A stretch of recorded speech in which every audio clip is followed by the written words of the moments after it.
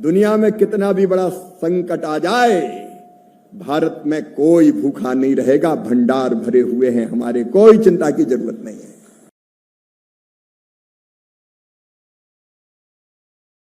लेकिन दलहन तिलहन हमारे लिए चिंता का विषय है। क्यों मंगाए बताओ, हम क्यों हम इंपोर्ट करें?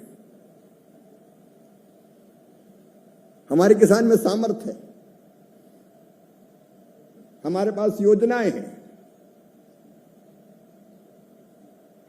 हमको बैठ के यही विचार करना है। अभी आज हम बैठेंगे,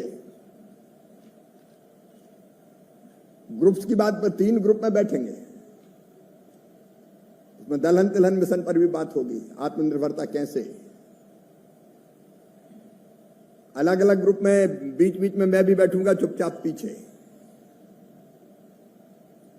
सचिव भी बैठेंगे, डीजी भी बैठेंगे। हम खेती को ऐसे नहीं ले सकते कि मंत्री साहब आए और एक भाषण दिया और निकल लिए। हम प्राणपण से लगेंगे। बीच में मेरा एक वर्चुअल कॉन्फ्रेंस रूरल डेवलपमेंट के मंत्रियों के साथ है, बस बीच में उतनी देर के लिए मैं जाऊंगा। बाकी अगर टीम एग्रीकल्चर आप है तो हम भी टीम एग्रीकल्चर हैं, आपकी टीम के सदस्य, हम भी आपके साथ रहेंगे। और मैं आप सबसे कह रहा हूं, चुप मत रहना, गंभीरता से। अगर आपको लगता है कि अच्छे परिणाम के लिए चीज जरूर, तो सुझाव जरूर देना। मौनी बाबा बन के बैठने नहीं आया।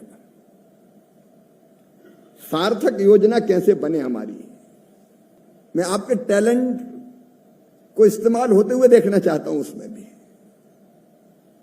जोत के छोटे छोटे आकार हमारे पास, 0.96% एवरेज आकार जोत का।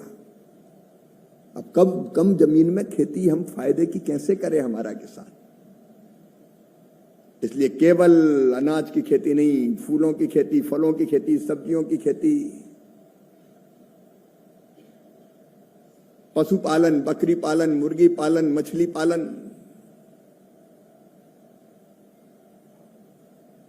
क्या हम agri based, tree based agriculture पे जा सकते हैं, जिसको एग्रो फॉरेस्ट्री कहते हैं। कई मॉडल आईसीआर ने बनाए, लेकिन वो मॉडल अभी इंप्लीमेंट नहीं हो रहे हैं। तो हम कैसे अलग अलग गतिविधियों में किसान को लगा पाए ताकि उसकी आमदनी बढ़े। भाई, अन्नदाता सुखी भवा। खाद्य सुरक्षा सुनिश्चित करना है, लेकिन उसकी भी तो हालत सुधारना है जो दिन और रात मेहनत कर रहा है। ये इंटीग्रेटेड फार्मिंग पे आपके विचार चाहिए मुझे। एक राज्यों को जिस पे काम करना है वो नकली पेस्टिसाइड,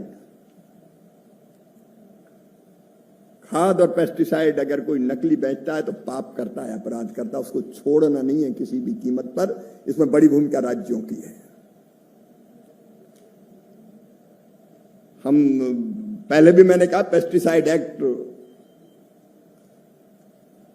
सीड एक्ट, इस पर तैयारी चल रही, सलाह मशवरा विचार विमर्श चल रहा है, वो भी लाएंगे। लेकिन हमारे पास जो आज मौजूदा व्यवस्था, उसके अंतर्गत गड़बड़ करने वाले को